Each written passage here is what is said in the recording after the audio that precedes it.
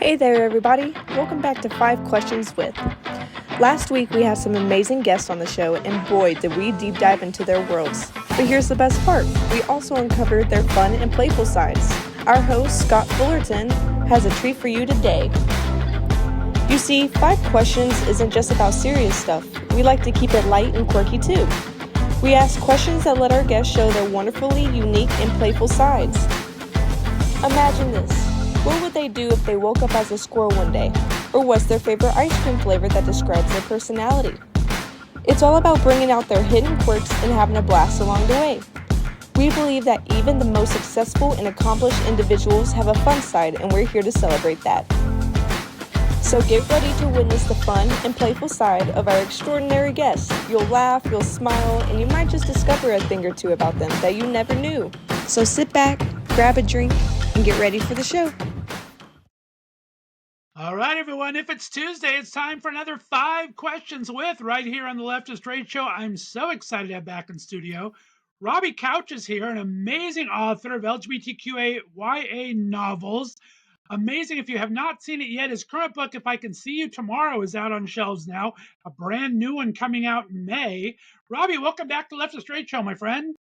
Hi. Hey, Scott. Thanks for having me. So good to bring you back here. If you guys missed our full interview, be sure to check the link below. We had a great talk with Robbie last week, talking about his inspirations and where he grew up and kind of all 3 of his books that he has so far and what's ahead for us. You ready to play a little 5 questions, my new friend? Yeah, let's do it. I'm excited. All right. Question number 1 for you. If you could have any fictional character from your books join you for dinner, but you couldn't give him any advice, or you could switch with one of your characters for a day, but have no memory of what happens to him, which would you rather do? Wow, that is a great question. Probably the latter. I think I would switch places with the character. That would be interesting. I was gonna say I could do Clark, who's the main character in If I See You Again Tomorrow, but that's a Groundhog's Day time loop. So if I just had one day in that life, then I don't think I would get the full experience of being trapped in the time loop. Right? But yeah, that's a great question, though. Nice. All right. Question number 2. You've done these great YA novels, young adult novels. If you were to write in a completely different genre, like science fiction, fantasy, Hmm. whatever, where do you think you'd like to kind of take your next path to? Anything that kind of interests you outside of this genre? Yeah, that's a good question. I think I've always been yeah, I've kind of gone a little bit more in the speculative direction. So I think the most natural progression would be sci-fi. I don't have any plans right now to write sci-fi, but I could see that down the road potentially. Hmm. And I think horror is interesting because I never saw myself as a horror writer. And I mean, I still don't, but I've read a few horror books recently that have been outstanding. And I think I would just have to get over the fear of writing scary stories or like writing scary scenes because I would scare the crap out of myself probably just writing it. So, but yeah, maybe really out of left field, I might write horror someday. We shall see. To be continued. There you go. That's a great genre. I've never been into the horror that much, but then I had for October, I had all spooky season writers on in different parts of horror. Nice. And you really learn it's a little bit about everything. Horror doesn't necessarily mean blood and guts, it could be all sorts of different things. So I think Exactly. like that. That Yeah, would be fun. for sure. All right. Question number 3. What's the most unusual place or situation that you've come up with a great idea for your story? Or what's like been maybe the most fun situation you put one of your characters into a story? Oh man, another great question. It's interesting because I feel like kind of what we talked about in the interview, which is kind of being a story sponge moving through the world. I try to always kind of be on the lookout for interesting characters and stories. So I remember being on the L in Chicago, the train, and kind of having a breakthrough moment writing Blaine for the Win. and and having that like adrenaline rush of like, oh, this is the story, or this is how I can see it kind of playing out. And I won't get into the boring weeds of like what it was all about.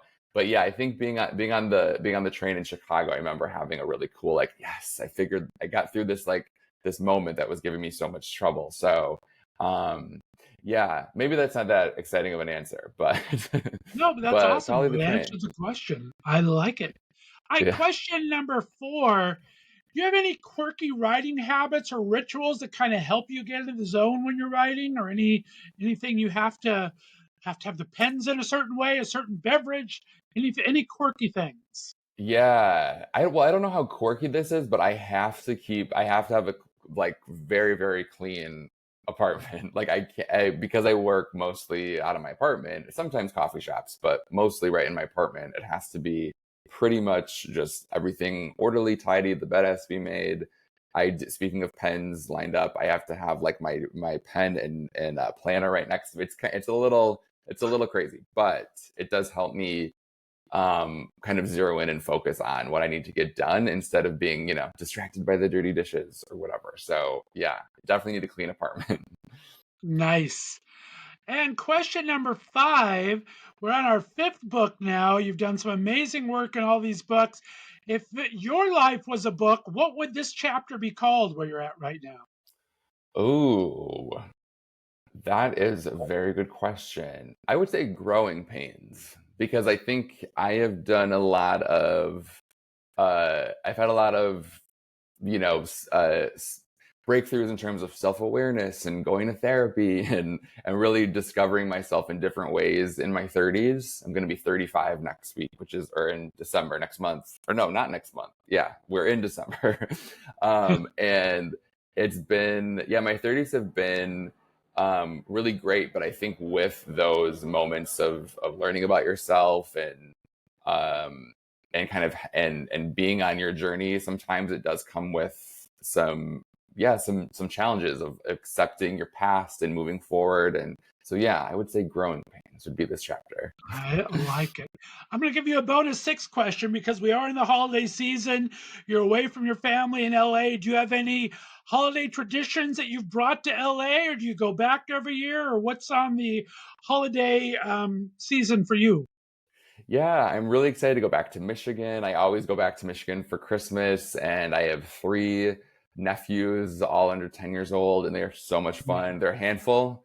I'm exhausted after a day with them, but I'm really, really excited to hang out with them and my sister and my parents, and that'll be really, really fun. So I have that planned. My mom always makes this amazing like breakfast quiche for Christmas. That's probably the most like traditional thing that our family has kept up through the years. So I'm excited for my mom's breakfast quiche. And in LA, more recently, I've gotten in a little bit of a tradition of having like a gingerbread making, like a gingerbread house decorating party. So I think I'm going to do that this year too. So yeah. I love that. Well, Robbie Couch, it's been amazing having you back on the show. Again, if you have missed our interview for last week, check it out below. You can see the full interview. I just appreciate getting to know you, my friend. Remind everyone again where they can find your website and find you on social media. Yeah, thank you so much for having me. This was so fun. I am at Robbie Couch on most of the socials, on Instagram, TikTok, Twitter, even though I don't use Twitter as much, I'm still there.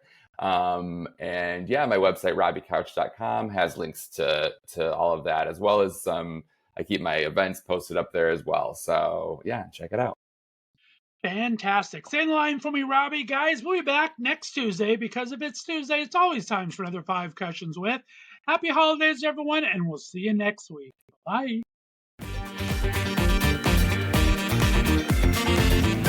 Thanks for listening to the Left of Str8 Show. Be sure to subscribe on your favorite podcast distributor, and please give us a 5-star rating so more listeners can find us. You can follow us on social media, and be sure to check out our website, www.leftofstraightradio.com, for contests and other news and information. See you next week.